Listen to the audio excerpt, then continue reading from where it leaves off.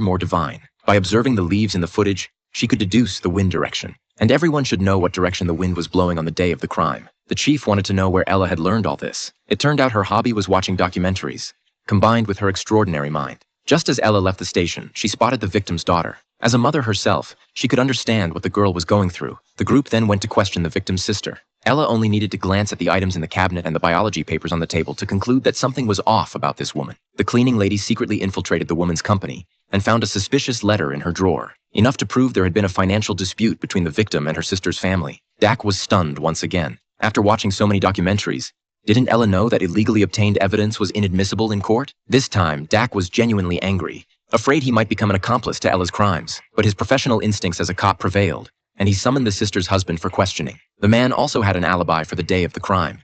He claimed he had gone to a small town for a vacation, but the only attractions there were a water park and a dance hall. Why would a corporate executive vacation in a place like that? Before they could get any answers, the man's lawyer arrived, and the police had no choice but to release him. Ella was certain something was wrong with them. Back at the sister's house, she had noticed that most of the decorative items were covered in dust, except for a pair of frog figurines.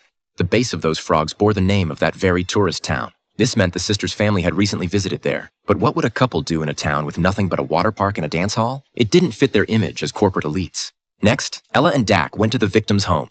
She had seen a photo on the victim's daughter's phone taken 3 days before the crime. The flowers in it were still fresh.